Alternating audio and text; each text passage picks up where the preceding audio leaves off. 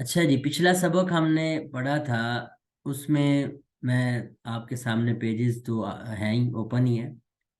Page number یہ 8 سے شروع ہوئے تھے ہم، اور میں نے آپ کو اس کا خلاصہ پڑھایا تھا تعلیم النحو سے۔ کہاں سے پڑھایا تھا جی؟ تعلیم النحو کے اندر اور تدریب النحو کے اندر اسم فعل حرف کی تعریفات اور ان کی علامات، اور اسی طرح ان کی جو ہے وہ تمارین، وہ آپ کے سامنے میں نے کی تھی۔ میں سبق کے آخر میں انشاءاللہ وہ بھی آپ کو دکھاتا ہوں۔ جی، کوئی تھوڑا سا خلاصہ بیان کریں گے پچھلے سبق کا؟ ہاں جی، کون ہمت کریں گے جی؟ پچھلا سبق بالکل آسان سا تھا۔ جی استاد جی، میں کرتا ہوں۔ جی بسم اللہ الرحمن الرحیم۔ جی، سبق کے آغاز میں ہم نے کلمہ کی تعریف پڑھی تھی، جی اور پھر کہ کلمہ وہ لفظ ہے جو مفرد معنی کے لیے بنایا گیا ہے، اور پھر ہم نے بتایا اس کی کہ 3 اقسام ہیں: اسم، فعل اور حرف، اور پھر ان میں سے ہم نے ہر کسی کی علیحدہ علیحدہ پہلے تعریفات پڑھی۔ اسم وہ کلمہ ہے جس کے جو اپنے معنی خود بیان کرے، کسی اور کلمہ کسی اور لفظ کو ملائے بغیر، اور اس کے اندر کوئی زمانہ نہ پایا جائے، اور اگر زمانہ پایا جائے تو وہ فعل ہوئے گا، اور اگر کوئی جو ہے اسم اور فعل نہ ہو تو وہ کلمہ حرف کہلائے گا۔ اس کے بعد پھر ہم نے جو تھی اسم کی علامات پہلے پڑھی تھی، 7 علامات اسم کی پڑھی تھی، اور پھر ہم نے فعل کی علامات پڑھی تھی دوسری جو ہماری کتاب ہے تعلیم النحو، وہاں سے۔ جی بالکل اور بالکل اس وہیں کے سے۔ بعد عربی عبارت کو آپ نے پڑھا تھا، اور عربی عبارت جو تھی وہ حد الاسم سے پہلے پہلے ہم نے عربی عبارت جو تھی وہ پڑھ لی تھی۔ ہاں جی، اچھا اجاز بھی ایک چیز کا تذکرہ آیا تھا، وجہ حسر۔ وجہ حسر کا کیا مطلب ہے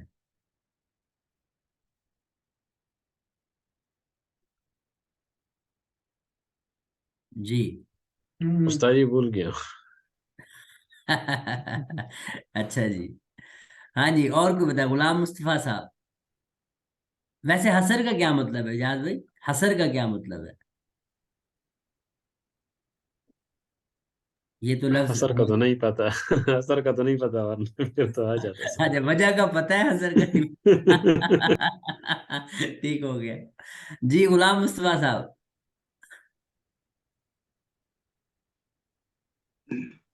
جی استاد جی، نہیں ابھی ذہن میں نہیں، میں لیکچر ویسے دوبارہ سن رہا تھا تو ابھی آدھا بھی نہیں ہوا تھا تو یہ ٹائم ہو گیا، کیونکہ ویسے یہ لیکچر کل میں تھا تو ورنہ تھوڑا سا تازہ ہوتا ذہن میں تو پھر جلدی جلدی بتا دینا۔ اچھا چلیں، کوئی اور بتائیں جی۔ میں نام استاد لوں جی، یا خود بتائیں گے جی؟ نقی استاد محمد استاد جی صاحب، ہمارے ہاں کون بتا رہے تھے؟ استاد جی، میں بتا رہا تھا کہ ہمارے پشاور میں ایک قلعہ ہے، اس کا نام ہے قلعہ بل حصار۔ اچھا یہ حصار جو ہے نا، حصر وہی والا جو ہاں جی جس چیز کو بالکل۔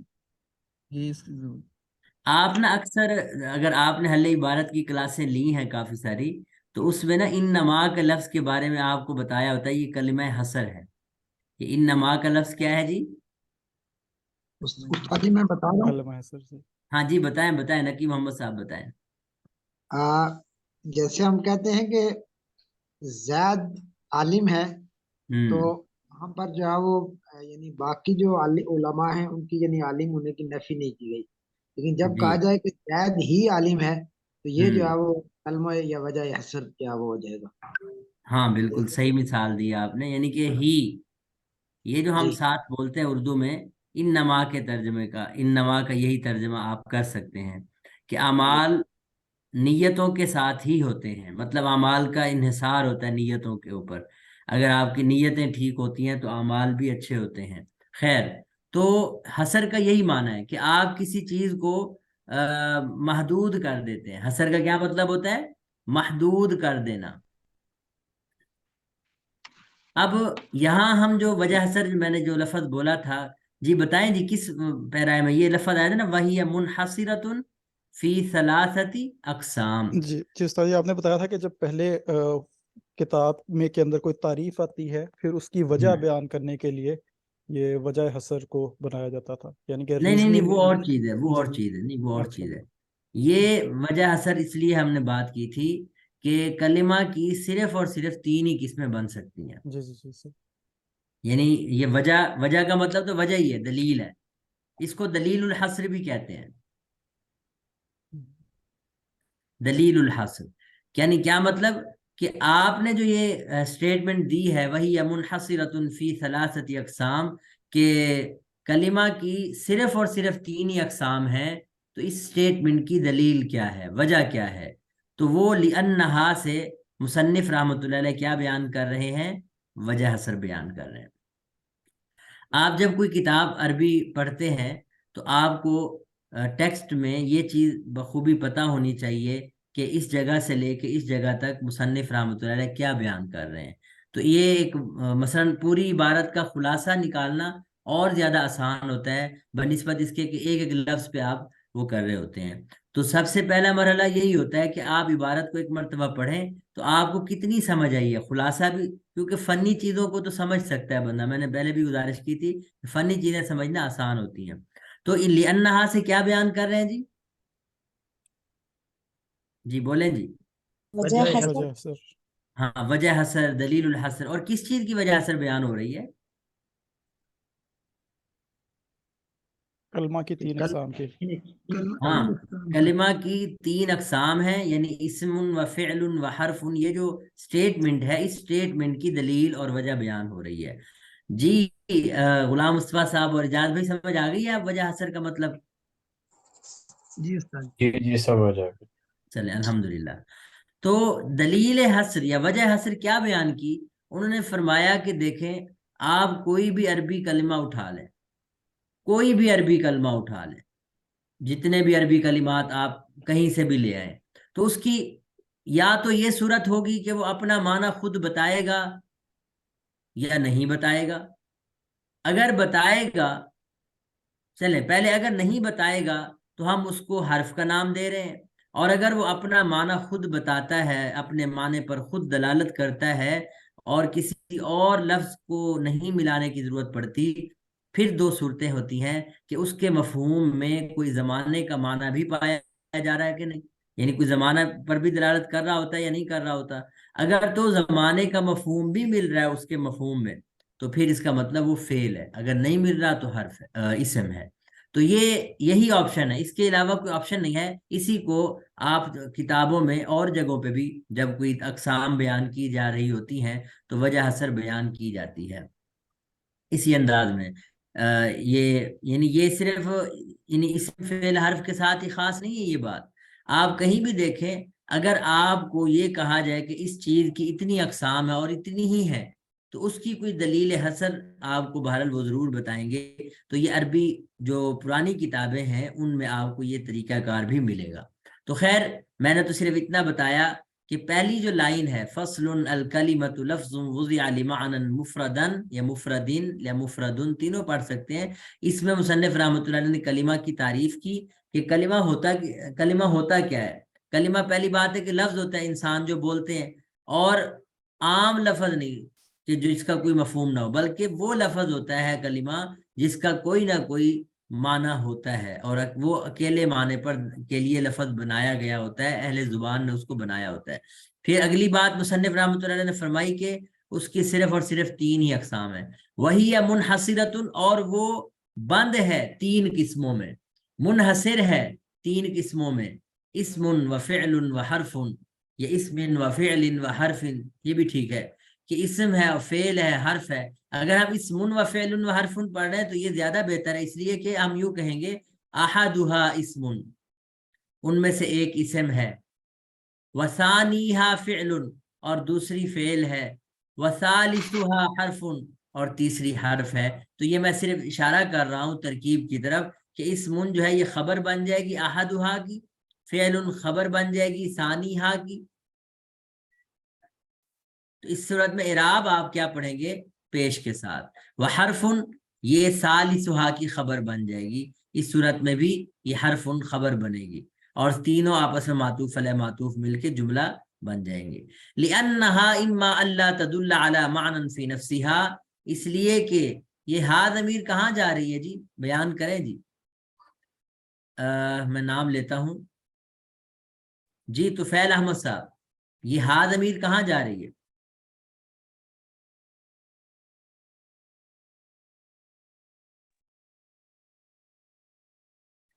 جی طیبہ.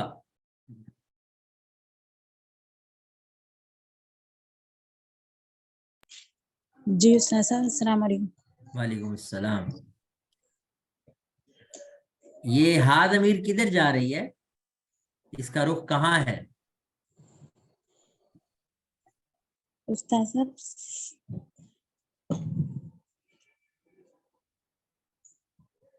منحصرۃ. جی جب بھی ہم پروناؤن کا لفظ بولتے ہیں، مثلا کوئی ضمیر کا استعمال کرتے ہیں، مثلا ہی یا شی، تو اس سے مراد کوئی نہ کوئی بندہ تو ہوتا ہی ہے نا. اسی طرح یہاں بھی جب ہا ضمیر کا ہم استعمال کریں گے تو ظاہر ہے پیچھے کوئی نہ کوئی ناؤن تو ہوگا جس کی طرف ہم یہ ضمیر لوٹاتے ہیں. تو آپ نے کیا کہا؟ منحصرۃ. جی یعنی منحصرۃ، یہ یاد رکھیں ضمائر جو ہے نا وہ صفات کی طرف نہیں جاتی. جو اسماء صفات ہوتے ہیں نا ان کی طرف نہیں جاتی. ضمائر کس کی طرف جاتی ہیں جی؟ جو اسم کی طرف. ہاں نہیں، ہاں سبجیکٹ کہہ لیں یا اسماء ذات جو مبتدا بن سکتے ہوتے ہیں. ٹھیک ہے، جو کیا بن سکتے ہوتے ہیں؟ دہرائیں جی. مبتدا. ہاں جو لفظ مبتدا بن سکتے ہیں، جو لفظ فاعل بن سکتے ہیں، یعنی جن کو ہم انگلش کی اصطلاح میں سبجیکٹ کہہ سکتے ہیں، ان کی طرف تو ضمائر جاتی ہیں. ٹھیک ہے، تو منحصرہ یہ تو صفت ہے، یعنی خبر بن رہی ہے، تو خبر جو بننے والے الفاظ ہوتے ہیں ان کی طرف ضمائر نہیں جایا کرتی. تو میں جی بتائیں جی، کوئی اور بتائیں جن کو پتہ ہے. کلمہ جی کلمہ کی طرف. ہاں جی بالکل. ہا ضمیر ہے کلمہ کی طرف. اب میں نے اس دن نشان بھی لگائے تھے کہ ہیا والی ضمیر بھی اور یہ ہا ضمیر بھی، اور اللہ تدلہ کے اندر بھی ہیا ضمیر ہے یہ بھی، اور فی نفسی ہا ضمیر یہ بھی. یہ سارے کے سارے آگے او تدلہ کے اندر پھر ہیا ضمیر ہے. یہ سب کس کی طرف جا رہی ہیں جی؟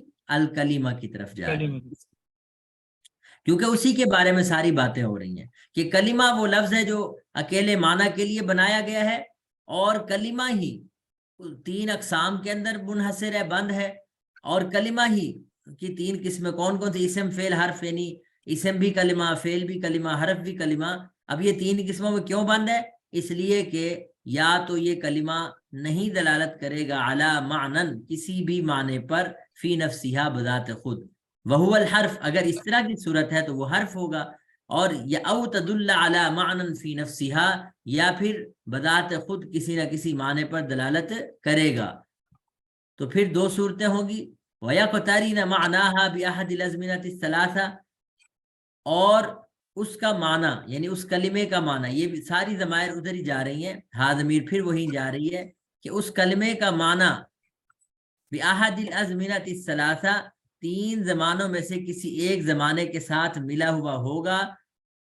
وَهُوَ الْفِعْلُ، یعنی کلمہ بذات خود معنی پر دلالت بھی کر رہا ہے، اور 3 زمانوں میں سے کسی ایک زمانے کا مفہوم بھی اس کے ساتھ ملا ہوا ہے، تو ہم اس کو کیا کہیں گے کہ وہ فعل ہے. او تدل علی معنی فی نفسہا، یا کلمہ کسی معنی پر بذات خود دلالت کرے گا لیکن ولم یقترن معناہا بأحد الازمنۃ، اور اس کا معنی یعنی اس کلمے کے سے سمجھ آنے والا جو معنی ہے وہ ملا ہوا نہیں ہوگا 3 زمانوں میں سے کسی ایک زمانے کے ساتھ، تو ایسی صورت میں وہ اسم ہے. اب یہ چونکہ وجہ حصر کے اندر ضمناً ہمیں اسم، فعل، حرف کی تعریفات بھی مل گئی ہیں، لیکن مصنف رحمۃ اللہ علیہ نے اس کو کافی نہیں سمجھا، بلکہ اس کی الگ تعریفات آپ کے سامنے انہوں نے پھر دوبارہ ذکر کی ہیں. تو یہاں سے انشاءاللہ آج کا ہمارا سبق ہے. تو میں نے یہ پچھلے سبق کا ہلکا پھلکا خلاصہ آپ کے سامنے دہرانے کی کوشش کی ہے، اور آپ سے بھی کچھ پوچھنے کی کوشش کی ہے. تو کسی کا کوئی سوال ہے تو پوچھ سکتے ہیں پچھلے سبق سے متعلق. ہاں جی استاذ صاحب. جی استاذ صاحب हाँ जी पूछे, उस्ताद साहब आवाज ये आ रही? ये आपने जो पिछला सफा खोला हुआ था ना, वो थोड़ा सा दिखाएं। जी ये ले।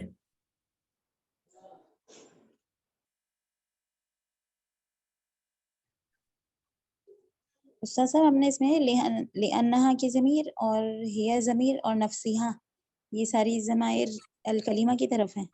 हाँ जी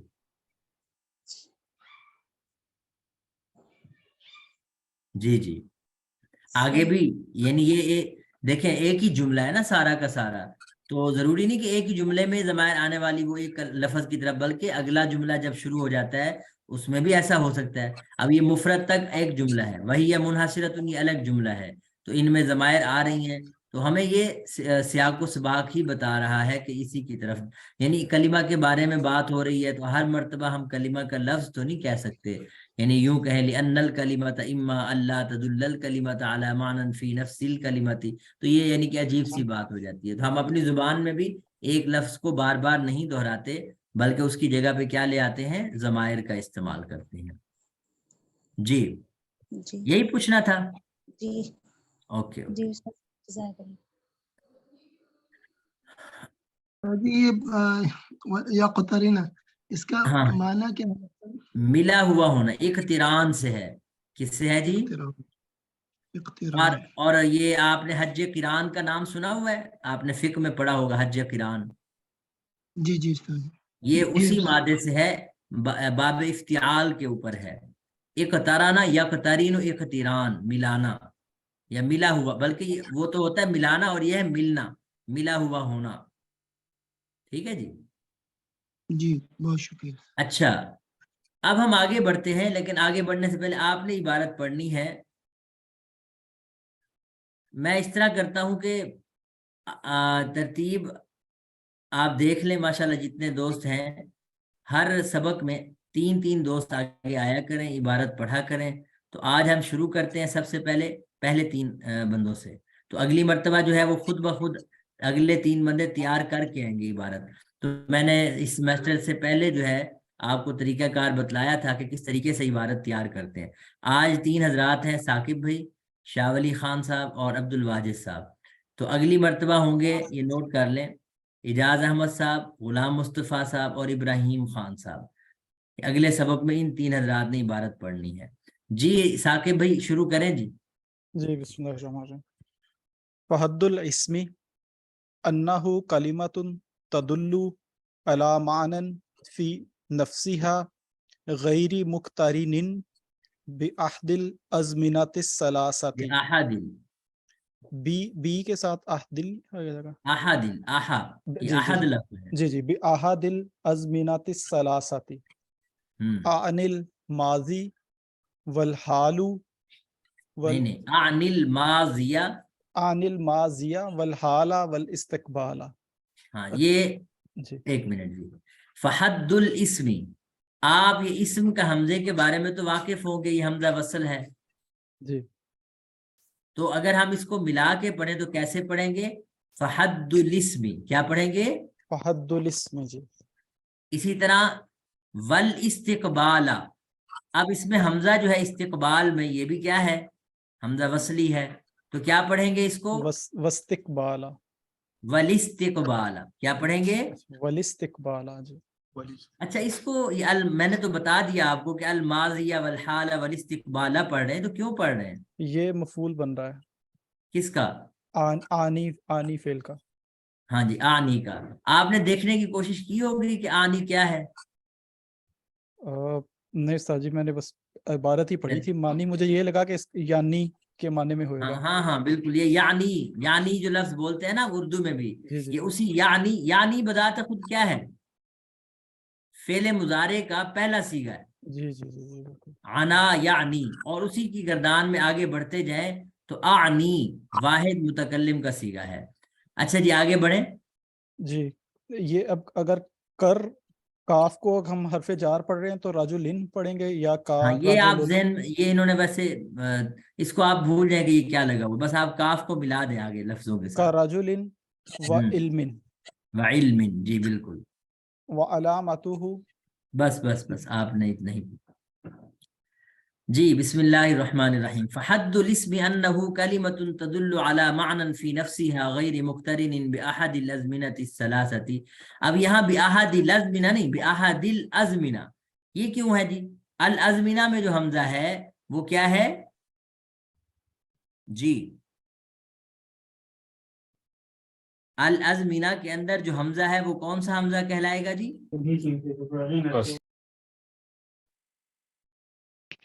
ہاں جی، اس کو کہتے ہیں حمزہ قطعی.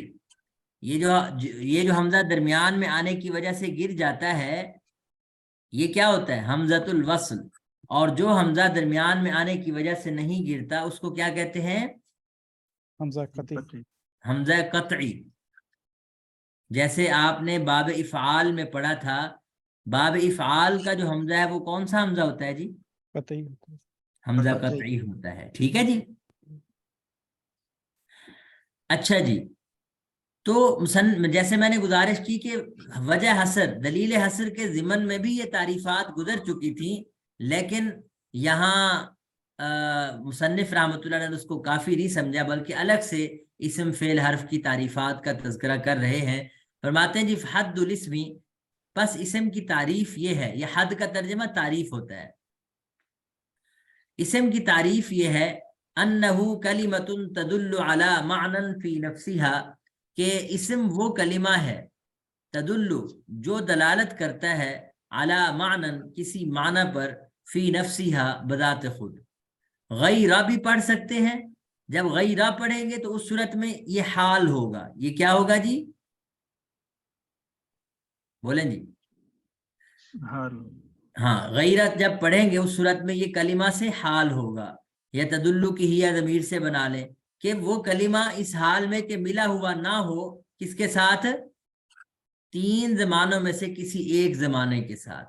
غیرہ اگر اس کو غیری پڑھیں گے تو اس صورت میں یہ معنن کی صفت بن جائے گی. کیا بن جائے گی جی؟ معنن کی صفت. اور علا کی وجہ سے معنن جو ہے یہ مجرور ہے، اس وجہ سے غیری پڑھ رہے ہیں. تو دونوں صورتیں ٹھیک ہیں. میں دوبارہ دہرا دوں کہ آپ عبارت میں غیرہ بھی پڑھ سکتے ہیں اور غیری بھی پڑھ سکتے ہیں. غیرہ کیوں پڑھیں گے؟ حال کی صورت میں. اگر سے حال ہاں جی، یہ یعنی تدلو کی ہی ضمیر فاعل ہے، اس سے حال بنا دیں کہ اس کی حالت بیان ہو رہی ہے. اچھا، یا پھر اگر آپ اس کو غیری پڑھتے ہیں تو یہ معنن جو کہ مجرور ہے علا کی وجہ سے، اس کی صفت ہے یہ. چلیں جی، انہ مطلب یہ ہے کہ انہ کلمۃ تدل علی معنی فی نفسها، کہ اسم وہ کلمہ ہے جو کسی معنی پر فی نفسها بذات خود دلالت کرے، غیر مقترن یا غیر مقترن، اس حال میں کہ وہ ملا ہوا نہ ہو، یا ایسا معنی جو ملا ہوا نہ ہو، بأحد الازمنة الثلاثة، تین زمانوں میں سے کسی ایک کے ساتھ. اب کسی کے ذہن میں سوال آ سکتا تھا کہ تین زمانے کون سے ہوتے ہیں جی؟ مصنف رحمۃ اللہ علیہ فرماتے ہیں میری مراد ہے الماضیہ والحال والاستقبال. میری مراد تین زمانوں سے ماضی گزشتہ زمانہ، حال موجودہ زمانہ، والاستقبال اور مستقبل کا زمانہ بعد میں آنے والا. اب یہ جب بھی ایسے الفاظ آپ کو ملے جو کسی معنی پر بذات خود دلالت کریں اور تین زمانوں میں سے کوئی زمانہ بھی نہ ملا ہوا ہو اس کے ساتھ، تو پھر ایسے الفاظ کو ہم کیا نام دیتے ہیں؟ اسماء، اسم. اسم میں مصنف رحمۃ اللہ نے دو مثالیں دی ہیں، ایک رجل کی مثال دی اور ایک علم کی مثال دی. دونوں مثالوں میں جو فرق ہے وہ یہ کہ علم جو ہے، رجل جو ہے یہ اسم ذات ہے، یعنی کامن ناؤن کہہ سکتے ہیں، اور علم جو ہے یہ ابسٹریکٹ ناؤن کی مثال دی ہے، یعنی یہ کوئی شخصی چیز نہیں ہے بلکہ ابسٹریکٹ ہے، خیالی چیز ہے. علم خیالی چیز ہے، آپ اس کو چھو نہیں سکتے، دیکھ نہیں سکتے، محسوس بھی نہیں کر سکتے. کیا خیال ہے؟ آپ اگر کوئی بندہ آ رہا ہو، دو بندے آ رہے ہوں، چلیں گیٹ اپ سے تو آپ غلط بھی اندازہ لگا سکتے ہیں کہ ایک عالم ہے ایک عالم نہیں ہے. تو ممکن ہے کہ جس کو آپ عالم کہہ رہے ہوں وہ عالم نہ ہو، اور جس کو نہ آپ سوچ رہے ہو کہ یہ عالم نہیں ہے وہ عالم ہو. تو میرا کہنے کا مطلب ہے کہ علم جو ہے یہ کوئی ایسی چیز نہیں ہے کہ جو آپ کو محسوس ہو، نظر آئے، اس لیے ہم اس کو خیالی چیز کہتے ہیں. تو دونوں مثالیں دی ہیں اسم کے اندر. اب وعلامتہ سے ساتھ ہی مصنف رحمۃ اللہ نے اس کی علامتوں کو بیان فرمانا شروع کر رہے ہیں. جی اب آگے عبارت پڑھیں جی. اگلے جی سلمان حبیب صاحب آپ نے ہاتھ کھڑا کیا تھا, کوئی سوال پوچھنا تھا؟ جی استاد جی میں یہ پوچھ رہا تھا کہ یہ جو آپ کہتے ہیں کہ غیر بھی پڑھ سکتے ہیں غیر بھی پڑھ سکتے ہیں, تو اب مصنف نے جیسے لکھا ہوگا تو اس میں مطلب اس سے مطلب کوئی فرق معنی میں ابھی یہاں تو نہیں آ رہا, لیکن کسی جگہ پہ شاید آ بھی جائے, تو ہم مطلب اس کا کیسے مطلب وہ آخری فیصلہ کیسے کرے کہ یہ غیرہ پڑھے غیری پڑھے, تو کیونکہ یہاں تو اعراب ہے نہیں, تو اور اتنا ڈیپ ہم سمجھتے نہیں ہیں کہ یہ مطلب وہ صفت ہو جائے گا یا وہ مطلب کلمہ کا حال ہو جائے گا نا. ہاں تو میں اس کا جی بالکل میں سوال سمجھ گیا ہوں آپ کا. میں اس کی جواب جو ہے نا اس مثال سے دینا چاہتا ہوں. قرآن پاک میں آپ نے پڑھا ہوا ہے نا کہ سورہ بقرہ کے اندر اللہ تعالیٰ فرماتے ہیں وَأَن تَصُومُوا خَيْرٌ لَكُمْ, پڑھا ہوا ہے یہ لفظ؟ جی استاد جی پڑھا ہوا. یعنی یہ اس مقام پہ ہے جب اللہ تعالیٰ نے تھوڑی سی گنجائش بیان کی ہے کہ تم جو ہے روزہ چھوڑ سکتے ہو, لیکن تمہارے لیے روزہ رکھنا بہتر ہے. اب ان تصومو جو ہے نا یہ ایک سٹائل ہے. آپ اسی کو یوں بھی تو کہہ سکتے ہیں وَصِيَامُكُمْ خَيْرٌ لَكُمْ,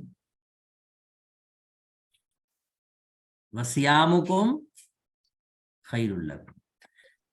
میرا کہنے کا مقصد یہ ہے کہ آپ ایک بات کو کسی بھی انداز میں کہہ سکتے ہیں. تو آپ مصنف رحمۃ اللہ نے تو لکھا ہے, ان کے ذہن میں پتہ نہیں حال بنانا مقصود تھا یا صفت بنانا مقصود تھا, اس سے ہمیں کوئی سروکار نہیں. چاہے ان کے ذہن میں حال بنانا مقصود ہو تو ہم اس کو صفت بنا دیں, تب بھی کوئی معنی پہ فرق نہیں پڑتا, یا ان کے ذہن میں صفت تھا اور ہم جو ہے اس کو حال بنا کے, تو مفہوم دونوں کا ایک ہے. یہ ایسے ہی ہے جیسے ان تصوموا اور صیامکم خیر لکم, دونوں کا مفہوم ایک ہے.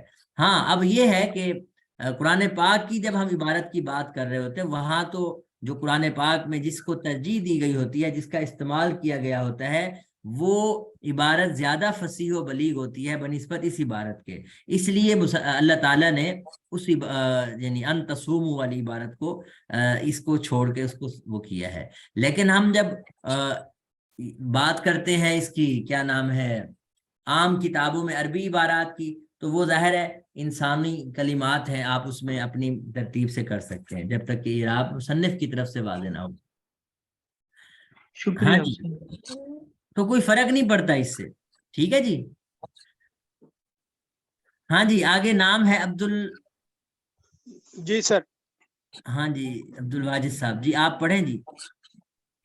وعلامته أن يسير الأخبار ہاں یہ جی عنه. جی عبد الواجد صاحب, یہ جو عبارت لکھی ہوئی ہے نا اس میں حمزہ نیچے ہے, تو اس کو ہم نے جب حمزہ نیچے ہوتا ہے تو یہ الاخبار ہوتا ہے. یہ لفظ کیا ہے؟ الإخبار. الإخبار عنه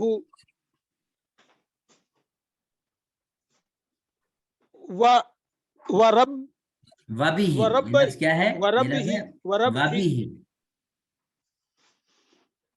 وبه. جی بالکل بالکل. نحو زید قائم. جی آگے. وإضافته نہیں یہ لفظ کیا ہے؟ وإضافته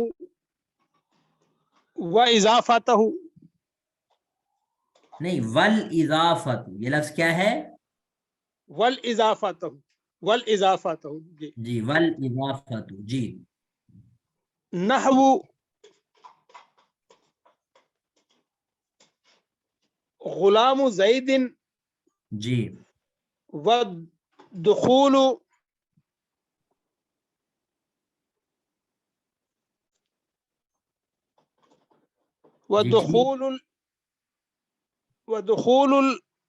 الامن.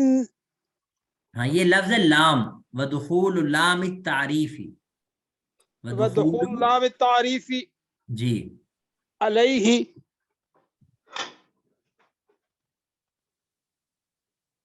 جی آگے. वलाम तारीफी किर रिजली कर रजुली, ये लफ्ज क्या है? कर कर रजुली। कर रजुली। जी, बस बस यहां तक। व अलामतहु से मुसन्निफ रहमतुल्लाह अलैह अलामात बयान कर रहे हैं, और आपने ये अलामात पढ़ ली हैं। एक अलामत आपने तालीमुन नहव में पढ़ी थी, मुस्नद इलैहि होना। क्या अलामत पढ़ी थी जी? मुस्नद अलैहि होना। इसी अलामत को मुसन्निफ रहमतुल्लाह अलैह अन यसिहल इखबार अन्हु व बिही से बयान कर रहे हैं। किस तरह बयान कर रहे हैं जी? अन यसिहल इखबार अन्हु व बिही। मैं इसका लफ्जी तर्जमा पहले करने लगा हूं। अच्छा, ये अलामत हु की हु ज़मीर कहाँ जा रही है अब्दुल वाजिद साहब? ये कलमा की तरफ, इसम। हाँ जी, इसम की तरफ, यानी इसम की अलामत बयान हो रही है ना। कलिमात में तो सारी चीजें आ गई, बिल्कुल ठीक है आपकी बात। और फिर जी इसम। जी बिल्कुल। इसी तरह ये अनहु और वबिही के अंदर जो लफ्ज है, ये जो ज़मीरें हैं अनहु और वबिही, ये भी इसम की तरफ जा रही हैं। ठीक है जी। अब यानी इस इबारत में जितनी ज़मायर आएंगी तो आपको ये आइडिया होना चाहिए कि ये कहाँ जा रही हैं। तो जो अलामत आपने वहां पढ़ी थी मुस्नद इलैहि होना, उसको मुसन्निफ रहमतुल्लाह अलैह बयान कर रहे हैं अन यसिहल इखबार अन्हु व बिही से। लफ्जी तर्जमा ये है कि इसम की अलामत ये है कि उसके बारे में खबर देना और उसके जरिए खबर देना दुरुस्त हो। मैं दोबारा दोहरा रहा हूं, पढ़े जरा कोई। अन यसिहल इखबार अन्हु, अनहु का माना है उस इसम के बारे में, अल इखबारु का माना है खबर देना, यसिहु दुरुस्त हो, वबिही और उसके जरिए खबर देना दुरुस्त हो। आप मुझे ये बताएं, सब्जेक्ट क्या होता है? जिसके बारे में हम कुछ बता रहे होते हैं, ऐसा ही है? जी उस्ताद जी। तो अन यसिहल इखबारु अन्हु से सब्जेक्ट मुराद हो गया, और अगली वबिही का मतलब है किसी के जरिए खबर देना। इंग्लिश में आप ये कॉम्प्लीमेंट के नाम से लफ्ज सुनते हैं। मिसाल के तौर पर अगर मैं कहता हूं ही इज अ स्टूडेंट,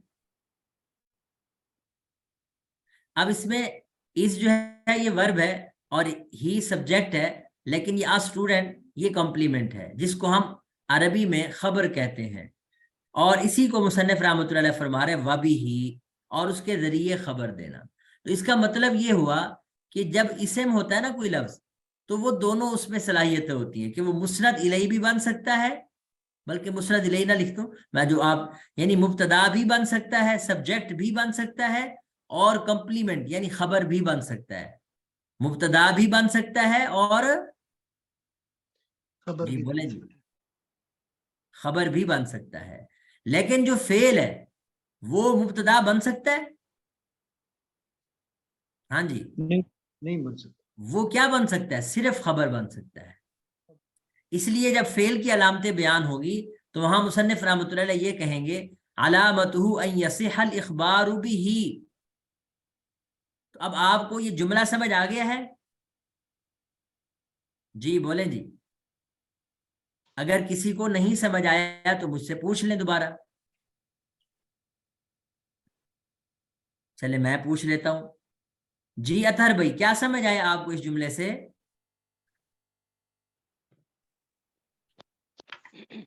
जी उस्ताद, ये से ये समझ आई है कि ये वाला जो बताया जा रहा है कि जो खबर, तो ये मुब्तदा भी बन सकता है और खबर भी बन सकता है, जो इसम होता है। हाँ, इसम जो है उसके जरिए आप खबर भी दे सकते हैं और उसके बारे में भी खबर दे सकते हैं। अनहु का मतलब है उसके बारे में खबर देना, यानी कि मुब्तदा बन सकता है, सब्जेक्ट जिसको आप कहते हैं, और वबिही और उसके जरिए भी खबर दी जा सकती है। तो अगर मैं इसको दूसरे लफ्ज़ों में कहूं तो मुखबर अनहु बनाना, मुब्तदा का दूसरा नाम क्या होता है जी? मुखबर अनहु। क्या नाम होता है जी? मुखबर मुखबर अन्हु। क्या मतलब मुखबर अनहु का? जिसके बारे में खबर दी जाए। एक और नाम होता है इसका महकूम अलई। क्या नाम होता है इसका? भी वही मतलब है, کہ جس کے اوپر کسی چیز کا حکم لگایا جائے. ٹھیک ہے جی. اور تیسرا نام جو آپ یعنی واقف ہے ایک مسند الیہ. کیا نام ہے جی؟ مسند الیہ. یہ سارے نام ایک ہی چیز کے ہیں. البتہ مسند الیہ جو ہوتا ہے نا یہ فاعل بھی بنتا ہوتا ہے، لیکن میں بتا دوں کہ مبتدا جب ہوگا تو وہ مسند الیہ ہوگا کہ نہیں ہوگا؟ ضروری ہے کہ وہ مسند الیہ ہو، ضروری ہے کہ وہ محکوم علیہ ہو، ضروری ہے کہ وہ مخبر عنہ ہو. بالکل یہی صفات فاعل کی بھی ہیں. یہ جو ہم نے 3 نام لکھے ہیں نا جی، مخبر عنہ، محکوم علیہ، یہی چیزیں فاعل بھی کہلاتی ہیں. مطلب اگر کسی لفظ کو آپ فاعل بناتے ہیں، قام زید، زید کھڑا ہے. اب یہاں زید کے اندر وہ تینوں نام خود بخود آ گئے کہ زید کے بارے میں خبر دی جا رہی ہے، زید پر کھڑے ہونے کا حکم لگایا جا رہا ہے، زید کی طرف کھڑے ہونے کی نسبت کی جا رہی ہے، اور زید فاعل بن رہا ہے. تو مبتدا ہونا، فاعل ہونا کسی لفظ کا، اس کا مطلب یہ ہے کہ وہ ہمیشہ اسم ہی ہوگا. مبتدا بھی ہمیشہ اسم ہوتا ہے، اسی یعنی مسند الیہ ہونا جس کو آپ اردو میں پڑھ چکے ہیں. میرے خیال میں اب اتنی کافی ہے، اس سے آگے ہم زیادہ. اس کی مثال مصنف رحمۃ اللہ نے یہی دی ہے کہ زید قائم. بعض کتابوں میں لفظ لکھا ہوا نحو، تو نحو بھی ٹھیک ہے، نحو کا مطلب جیسے اور کاف کا مطلب بھی جیسے. تو اس کی مثال ہے زید قائم. یہاں میں ہلکی پھلکی ایک بات کر دوں کہ جب حروف جارہ کسی جملے پر داخل ہوتے ہیں، جیسے یہاں کاف داخل ہوا ہے، یا نحو کا لفظ جو ہے مضاف بن رہا ہے اور یہ جملہ مضاف الیہ بن رہا ہے، تو دونوں صورتوں میں زید قائم کا جملہ مجرور کی جگہ پر ہے. تو کیا پھر جملے کو چینج کریں گے اور اس کو مجرور پڑھیں گے؟ نہیں، جملہ مبنی ہوتا ہے. جملہ کیا ہوتا ہے جی؟ مبنی. وہ اس کی حیثیت چینج نہیں ہوتی. اس کے اوپر آپ کاف داخل کر رہے ہیں، نحو داخل کر رہے ہیں، تو اگرچہ وہ مجرور کی جگہ پہ ہے تو محلن مجرور ہم کہیں گے کہ پورا جملہ محلن مجرور ہے، جگہ مجرور کی جگہ پر ہے. تو محلن کا لفظ کیوں بولا؟ کیونکہ یہ مبنی ہے. تو اس عبارت میں اعراب کیا ہوگا؟ کزید قائم. کیا ہوگا جی؟ کزید قائم. جی. تو آپ کو یہ پہلی علامت سمجھ آ گئی ہے. اب باقی علامتیں میں اس پہ اتنی دیر نہیں لگاؤں گا کیونکہ یہ لفظ آپ کے لیے نئے تھے، میں نے اس پہ دیر بھی لگائی.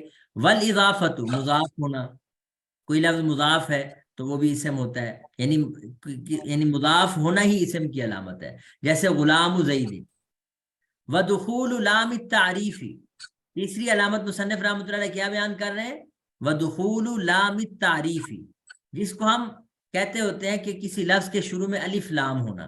کیا علامت پڑھی ہے ہم نے جی؟ بولیں جی. الف لام کی علامت.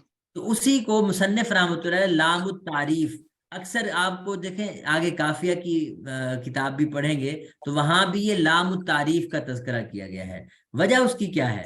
الف لام کیوں نہیں کہا؟ تو اس کی وجہ یہ ہے کہ اس یعنی الف لام کے بارے میں بعض حضرات تو الف کو لام یعنی تعریف کا کہتے ہیں، بعض صرف لام کو کہتے ہیں، بعض الف لام دونوں کو کہتے ہیں. تو مصنف رحمۃ اللہ نے وہ موقف اختیار کیا کہ لام جو ہے وہ اصل تعریف کے لیے ہوتا ہے، لیکن لام سکون والا خود سے پڑھا نہیں جا سکتا، اس لیے اس کے شروع میں الف لگانا، حمزہ لگانا ضروری ہو جاتا ہے. وگرنہ حقیقت میں تعریف کے لیے جو وضع کیا گیا ہے لفظ وہ کون ہے جی؟ لام. وہ کون ہے جی؟ لام. تو اس کی طرف اشارہ کرنے کے لیے مصنف رحمۃ اللہ علیہ نے لفظ کیا بولے؟ لام تعریف. باقی آپ اس سے کنفیوز نہ ہوں، آپ اتنا ہی سمجھیں کہ الف لام کسی لفظ کے شروع میں آ جائے تو وہ اسم ہونے کی علامت ہوتی ہے. اچھا جی. ودخول لام التعریف کالرجل، جیسے الرجل. والجر والتنوین، یہ کتنی علامت ہے جی؟ الجر چوتھی. التنوین یہ کتنی ہو گئی؟ پانچویں. تو دونوں کی کٹھی مثال دے دی، بزید، نحو بزید، جیسے بزید کا لفظ ہے. والتثنیۃ والجمع والنعت والتصغیر والنداء. اب یہاں دیکھیں آپ چھوٹی ان میں تعلیم النحو میں تو ہر ایک کی مثالیں آپ کو دے دی، وہاں تثنیہ جمع تدریب النحو میں آپ کو دیں گے. کسی لفظ کا تثنیہ ہونا، کسی لفظ کا جمع ہونا، یہ اسم کا خاصہ ہے. اب آپ کے ذہن میں سوال آئے گا کہ فعل بھی تو تسنیہ جمع ہوتا ہے کہ نہیں ہوتا؟ ہاں جی جی استاد جی ہوتا ہے، اس میں زمانہ پھر لیکن آ آپ جائے اس گا، کا کیا جواب دیں گے؟ اس میں زمانہ بھی آ جاتا ہے۔ یہ ضمیر انہوں نے جمع ہوتی ہاں جی، تو میرے خیال میں پتہ نہیں یہ سوال انہوں نے حاشیے میں ذکر کیا ہے کہ نہیں، لیکن بہرحال سوال تو یہ ہے کہ بھئی تثنیہ اور جمع تو ہم صیغے فعل میں بھی پڑھتے ہیں، تو ہم اس کو کیسے خاص کر دیں اسم کے ساتھ کہ تثنیہ ہونا جمع ہونا یہ صرف اسم کی علامت ہے، یہ ہمیں سمجھ نہیں آئی۔ تو جواب اس کا یہ ہے کہ تثنیہ اور جمع فعل کے اندر فعل نہیں ہوتا۔ مثلا اگر میں کہتا ہوں ینصرانی یا پھر نصرا یا پھر نصرو، آپ مجھے بتائیں اس میں تثنیہ اور جمع فعل ہے یا پھر وہ فاعل ہے، سبجیکٹ ہے؟ یہ وہ اسم کی وجہ سے جو ہے یہ تثنیہ ہو گیا نا، جو اسم ہاں اگر تثنیہ ہے تو فعل اس کا ہاں تثنیہ۔ بالکل، بات یہ ہے کہ جو فاعل ہوتا ہے نا، جو کام کرنے والا ہوتا ہے، وہ اصل میں دو ہوتے ہیں، وہ زیادہ ہوتے ہیں، اس لیے باقی بذات خود مدد کرنا اس میں تو کوئی تثنیہ اور جمع والا مفہوم ہے ہی نہیں، مدد کرنا اس میں تثنیہ جمع کا کوئی تعلق نہیں ہے۔ ہاں مدد کرنے والے دو ہوں گے تو وہ پھر تو جواب اس کا بالکل واضح ہے کہ بھائی تثنیہ اور جمع تو اسم کا ہی خاصہ ہے، اور فعل میں جو آپ کو صیغوں کا تثنیہ اور جمع ہونا نظر آ رہا ہوتا ہے وہ بنیادی طور پر اسم یعنی فاعل کی وجہ سے آ رہا ہوتا ہے، اور فاعل پھر اسم ہوتا ہے۔ اچھا جی، والنعت، والنعت اس کا کیا مطلب ہے کہ کوئی چیز موصوف بنے، وہاں موصوف کی علامت بھی آپ نے پڑھی ہے، موصوف یا صفت کا ہونا یہ بھی کس کی علامت ہے جی؟ بولیں جی۔ اسم کی، اسم کا۔ اس کی مثال آپ یعنی دیکھ سکتے ہیں، کوئی مشکل نہیں ہے، جیسے رجل عالم، عالم آدمی۔ والتصغیر، اور اسی طرح کوئی لفظ کسی کی یعنی مصغر ہونا، یہ آپ پڑھ چکے ہیں، مصغر ہونا۔ مصغر ہونا کیا مطلب؟ چھوٹائی کے چھوٹا معنی۔ ہاں کوئی حقارت کا مفہوم بیان کرتے ہیں یا عظمت کا مفہوم بیان کرتے ہیں، تو اس کا وزن جو ہے وہ آپ نے پڑھ رکھے ہیں اجراء النحو میں بھی، اور ویسے بھی کہ اگر 3 حرف پر مشتمل کوئی لفظ ہوتا ہے تو اس کی تصغیر فعیل کے وزن پر آتی ہے۔ کس وزن پر آتی ہے جی؟ وعیل کے وزن پر۔ جیسے عبدن کی تصغیر کیا ہے؟ عبید، عبید۔ وعیل، اور رجل کی تصغیر کیا ہے؟ رجیل۔ اور عمرو کی تصغیر کیا ہے؟ عمیر۔ عمیر، تو یہ 3 حرفی لفظ ہیں، اور اسی طرح اگر ہم کیا نام ہے 4 حرف ہوں تو 4 حرف کی تصغیر جو آتی ہے وہ کس کے وزن پر آتی ہے؟ فعیل۔ فاعل۔ ٹھیک ہے جی، مثلا درہم کا لفظ ہے، درہم۔ اب درہم کے لفظ کو آپ جب تصغیر بنائیں گے تو کیا بنے گی؟ دریہم۔ کیا بنے گی؟ دریہم۔ دریہم۔ اور اسی طرح اگر آپ 5 حرفی لفظ ہوتا ہے اس کی تصغیر کیا آتی ہے جی؟ فعیل۔ کیا آتی ہے؟ فعیل، یعنی پھر ایک یا کا اضافہ ہو جاتا ہے۔ جیسے مصباح کی تصغیر کیا ہوگی؟ مصیبیح۔ کیا آئے گی؟ مصیبی، تو آپ کو والتصغیر کا مطلب سمجھ آ گیا جی؟ جی استاد جی، استاد جس کی تصغیر ہو رہی ہے وہ بھی تو اس میں ہوئے گا یا؟ ظاہر ہے، ہاں جی جی جی، وہی تو کہہ رہے ہیں کہ اصل لفظ جس کی تصغیر بنائی جا سکتی ہے وہ اسم ہی ہو سکتا ہے، فعل کی کبھی تصغیر نہیں بنائی جاتی۔ اچھا، میں سمجھ رہا شاید یہ کہہ رہے ہیں کہ جو لفظ بن رہا ہے وہ وہ علامت بھی ہے۔ اسم ہے، اور ہاں جس جی، وہ کی دو، بن رہی ہے یعنی جس لفظ کی تصغیر بنائی جا رہی وہ بھی اسم ہے۔ ٹھیک ہے۔ والندا، اسی طرح اگر حرف ندا جو ہے وہ کیا نام ہے اگر کسی لفظ پر داخل ہو جائے تو وہ بھی کیا ہوتا ہے؟ اس میں ہوگا۔ ہاں جی، وہ بھی اسم ہوتا ہے، بالکل۔ اگر کسی حرف ندا کسی لفظ پر داخل ہو جائے وہ بھی اسم ہے، تو گویا یا زیدو یا رجلو، کوئی بھی لفظ آپ جس پہ یا حرف ندا داخل کر سکتے ہیں وہ اسم ہی ہوگا۔ آگے فرما رہے فَإِنَّ كُلَّ هَذِهِ مِنْ خَوَاصِ الْإِسْمِ کہ یہ ساری کی ساری من خواص الاسم اسم کی خواص میں سے ہے، اسم کی خاصیتوں میں سے ہے۔ وَمَعْنَى الْإِخْبَارِ عَنْهُ اور یہ ایک لفظ آیا تھا نا کہ کسی چیز کے بارے میں خبر دینا، اس کا مطلب یہ ہے ان یکون محکوما علیہ کہ وہ محکوم علیہ ہو، کہ وہ کیا ہو؟ محکوم علیہ۔ یہ میں نے بتایا تھا کہ مخبر عنہ، محکوم علیہ، مسند علیہ، یہ ساری کی ساری ایک ہی چیز ہے۔ لکونہ فاعلا یا تو فاعل ہونے کی وجہ سے، یا مفعول ہونے کی وجہ سے، یا مبتدا ہونے کی وجہ سے، یعنی کہ یہ وجہ ہو سکتی ہیں کسی لفظ کے بارے میں خبر دینا، یعنی یہ ہم یعنی فاعل کے بارے میں بھی کہہ سکتے ہیں کہ اس کے بارے میں خبر دی جا رہی ہے، مفعول کے بارے میں بھی کہہ سکتے ہیں، مبتدا کے بارے میں بھی کہہ سکتے ہیں۔ تو یہ عبارت سمجھ آ گئی ہے فَإِنَّ كُلَّ هَذِهِ مِنْ خَوَاصِ الْإِسْمِ کہ یہ ساری کی ساری چیزیں اسم کے خواص میں سے ہیں۔ وَمَعْنَى الْإِخْبَارِ عَنْهُ اور اخبار عنہ کا مطلب یہ ہے کہ ان یکون محکوما علیہ کہ وہ کیا ہو؟ محکوم علیہ ہو، یعنی اس کے بارے میں اس کے اوپر حکم لگایا گیا ہو، لکونہ فاعلا او مفعولا یا تو فاعل ہونے کی وجہ سے، یا مفعول ہونے کی وجہ سے، یا مبتدا ہونے کی وجہ سے۔ السلام علیکم ورحمۃ اللہ وبرکاتہ۔